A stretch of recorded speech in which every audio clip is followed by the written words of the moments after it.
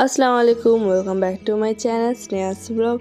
और ये है आज का मौसम का हाल। मतलब अब सर्दियाँ आ चुकी है ना, मतलब मुझे सर्दियाँ बहुत अच्छी लगती है और सर्दियाँ भी आ चुकी है और आज धूप भी खिला हुआ था। मतलब आज का दिन बहुत अच्छा था। और अभी करीब सुबह के 10 बज रहे थे और यहाँ पे बन रहा था खीर। और ये ना करीब 6 लीटर दूध का खीर बन रहा है। और आज ना मोनी की दुल्हन, मतलब मेरी छोटे देवर की जो दुल्हन है ना, उनको उनकी मायका से लाने जाना है। और हम लोग यहाँ पे रस्म है, मतलब हम लोग को यहाँ पे चलता है जब नई दुल्हन को उनकी मायका से जब लाने जाओ ना, तो मतलब घर से खीर या पूड़िया हो गई या पूए गुलगुले हो गए, मतलब कुछ भी जो सनेस कहते हैं हम लोग के यहाँ पे लैंग्वेज में सनेस कहते हैं, वो लेके जाना पड़ता है। तो ये हम लोग के घर पे आज बन रहा है खीर और पूड़ियाँ। और दूसरे ही साइड पे यहाँ पे चूल्हे पे दाल उबल रहा था। ये करीब 1.5 kg से थोड़ा सा कम क्वांटिटी में दाल है। और हम लोग कैसे दाल उबालते हैं, पानी लिया, उसमें जितना क्वांटिटी में दाल उबालना है आपको दाल डाल देना है और लहसुन और अदरक साबुत डाल देना है। मतलब दोनों को चूर के या फिर पीस के पेस्ट नहीं डालना, मतलब साबुत लहसुन अदरक डाल दो। और दाल जब अच्छे से गल जाए तो उसे छान के अदरक लहसुन समेत ही पीस लेना है। यहाँ पे दाल को हमने अच्छे से पीस लिया था। अब इसके अंदर जाएगा भुना कुटा ज़ीरा। मतलब भुना कुटा ज़ीरा ना घर पे ख़त्म हो गया तो मैं फ़ौरन ही ज़ीरा को अच्छी तरह से भून के उसे रूम टेम्परेचर में आने के बाद उसे मैंने मिक्सी में पीस लिया था। वो अभी इसमें ऐड कर रही थी। मतलब मैं नहीं, दाल में जो जो इंग्रेडिएंट्स जाएगा वो सारा कुछ मेरी सासू माँ दे रही थी एक एक करके। मैं सिर्फ खड़े होकर देख रही थी और हाथ तल सारा कुछ ला के दे रही थी। और भुना कुटा ज़ीरा देने के बाद ना दाल में जाएगा जितना क्वांटिटी दाल में लगेगा, मतलब आप अपने टेस्ट के हिसाब से इसमें नमक ऐड करना।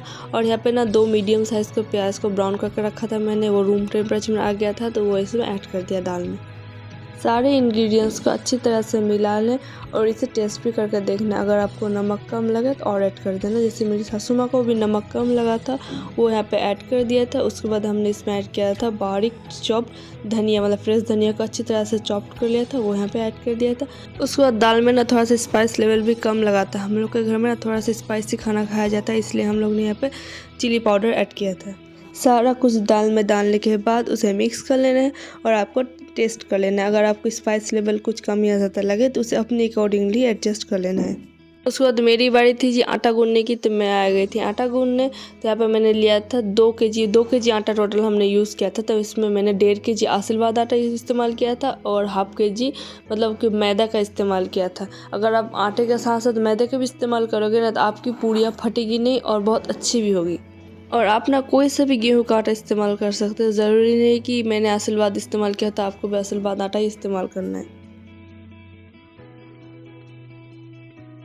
उसके बाद ये मैंने आटे पे 1 टेबलस्पून सॉल्ट ऐड किया था, 1/4 कप ऑलिव ऑयल इस्तेमाल किया था। हमें मस्टर्ड ऑयल नहीं इस्तेमाल किया था, ऑलिव ऑयल इस्तेमाल किया था।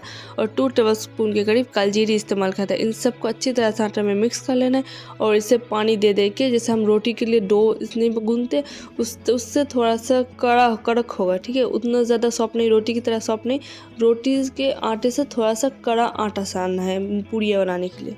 और मैंने ना आटा गूंदने के लिए आंटी को दे दिया था, क्योंकि जाहिर से बात है ना 3 kg आटे की पूड़ी बनेगी तो मैं और मेरी सासू माँ 2 इंसान से इतना क्वांटिटी में पूड़ी बनाना बहुत मुश्किल है। इसलिए हम लोग ने एक आंटी को ही बुला लिया था हेल्प करने के लिए। रोटियां बनाने के लिए हम लोग आटे की जितने बड़ी लोई लेते हैं ना, पूड़ियाँ बनाने के लिए उससे थोड़ी सी छोटी लोई लेनी है। और जब लोई ले लेना उसके अंदर एक बड़ा थोड़ा सा गड्ढा कर देना है और गड्ढे में 1 टेबलस्पून के करीब दाल ऐड कर देना है।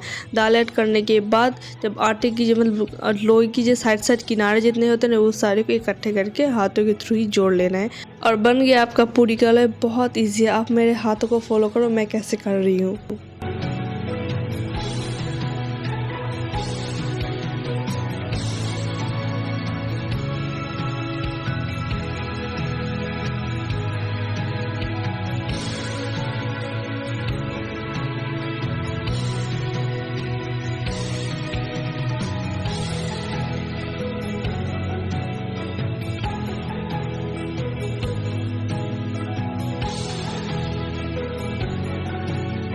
और जी ये देखिए पूड़ियाँ हमारी बननी स्टार्ट हो चुकी थी। और मैं ना इस तरह से बेलती हूँ, मतलब मुझे बहुत वो इंसान होता है जो हाथ से पूड़ियाँ मतलब कि बड़ा करता है, लोई से बड़ा करता है पूड़ी को, पर मुझसे नहीं होता है। मैं ना इस तरह से बेलन के थ्रू ही पूड़ियाँ बेलती हूँ, बहुत स्लोली बेलती हूँ ताकि पूड़ियाँ फट के दाल बाहर नहीं निकल जाए। मैं बहुत आस्ते आस्ते करती हूँ।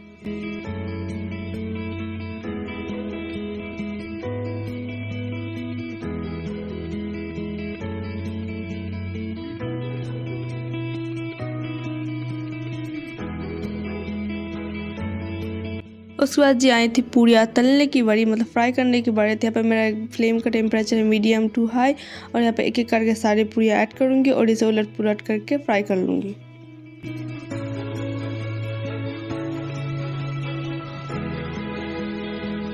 और ना मुझे पता है कि मेरा ब्लॉग बहुत ज़्यादा स्लो चल रहा है, मतलब जैसा day by day routine to routine मुझे ब्लॉग अपलोड करना चाहिए, मैं उस तरह से नहीं अपलोड कर पा रही हूँ। क्योंकि मैंने पहले से ही कह के रखा था कि मतलब मेरे देवरों की शादी के बाद युवान का खतना था, और हम मुस्लिम्स जो हैं मतलब वो उनको तो पता ही होगा कि खतना होने के बाद क्या हाल हो जाती है हम माँओं की और फादरों की, मतलब माँ बाप दोनों की बहुत हालत ख़राब हो जाती है बच्चों को लेकर। इसलिए मैं ना वीडियो अपलोड नहीं कर पा रही हूँ, क्योंकि मैं जैसे वीक में 2 वीडियो ज़रूर अपलोड करती हूँ। थोड़ा सा दिन 1-2 आगे पीछे होता है, पर मैं हर वीक 2 वीडियो ज़रूर अपलोड करती हूँ, पर अभी नहीं कर पा रही। जैसे मैं आज देखिए 7 या 8 दिन बाद मैं एक वीडियो अपलोड कर पा रही हूँ, बहुत मुश्किल से। मतलब मैं 3 दिन पहले इसे एडिटिंग करके रखी हूँ, पर आज जाके मैंने इसे वॉइस ओवर किया और आज ही जाके मैंने इसे अपलोड किया। जी इंशाल्लाह बहुत जल्दी मैं अपनी रूटीन पे आ जाऊँगी।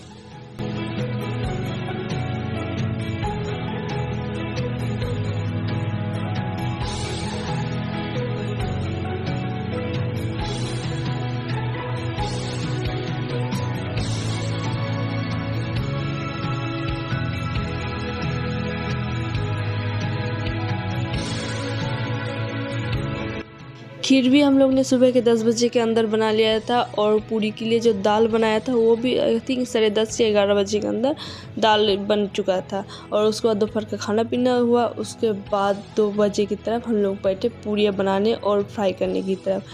तो अभी करीब 5 बज रहे थे और बहुत सारी पूरियाँ बन चुकी थी, और कुछ पूरियाँ मतलब लोइयाँ रखी हुई थी जिसकी पूरियाँ बननी बाकी है।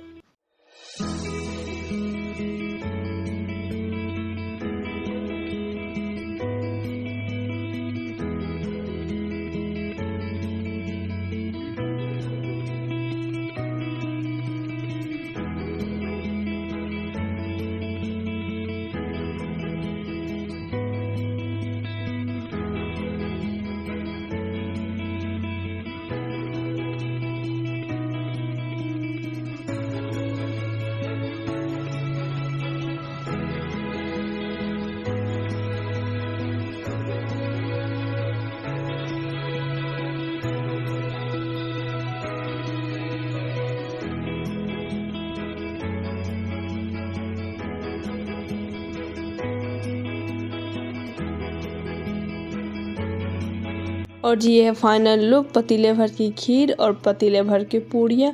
और ये करीब 6 बज रहा था अभी करीब, तो मैं यहाँ पे हो गई थी रेडी और हम सब जा रहे थे मोनी के ससुराल। और हमेशा की तरह मैंने मोनी के ससुराल जाके भी कोई वीडियो नहीं बनाया था।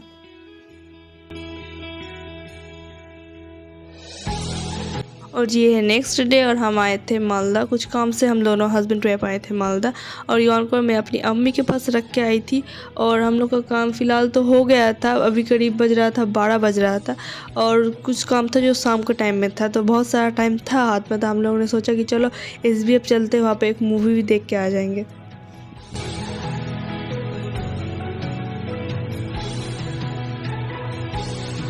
उसके बाद ये था शाम के 7 बजे का टाइम, और हम लोग का सारा काम हो चुका था मालदे में जितना काम था हम लोग का। और अभी हम फ़िलहाल तो घर के लिए निकल रहे थे, तो हम लोगों ने सोचा कल हम लोग की मैरिज एनिवर्सरी थी, तो उसके लिए एक छोटा सा केक ले लेते हैं। तो यहाँ पे हम लोग आ गए थे आइडियल बेकरी केक लेने के लिए। और जी उसके बाद हम यहाँ पर देख रहे थे केक, ताकि कौन सा केक लेना है और कौन सा केक नहीं हुई। हम दोनों हस्बैंड वाइफ देख भी रहे थे और डिस्कस भी कर रहे थे, और हस्बैंड कह रहे थे कि आपको जो पसंद है वो ले लो, क्योंकि मेरे हस्बैंड को केक बिल्कुल पसंद नहीं, इसलिए वो मतलब कि केक चॉइस करने का मेरे ऊपर डाल दिया था कि आप चॉइस कर लो कुछ भी। और मैंने ये केक चॉइस किया, तो ये ना बहुत अच्छा लग रहा था देखने में। और केक के ऊपर हम दोनों का नाम भी लिखवाना था, तो वही हस्बैंड लिख के दे रहे थे, हम दोनों का नाम का स्पेलिंग लिख के दे रहे थे, और वो अभी लिखवाया जाएगा।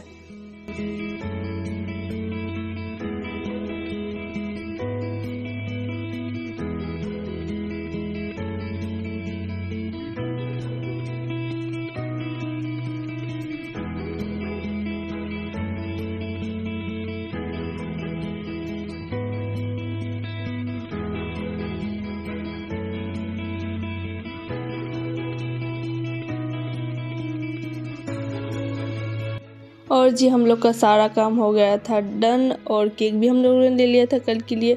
और अभी फ़िलहाल तो हम जा रहे थे अपनी कार की तरफ। और युवान का तबीयत ख़राब होने की वजह से ना मैरिज एनिवर्सरी में हम दोनों ने कुछ किया था नहीं, सिर्फ एक छोटा सा केक ही कट किया था। उसका क्लिप मैं आपको एंड में डाल दूँगी।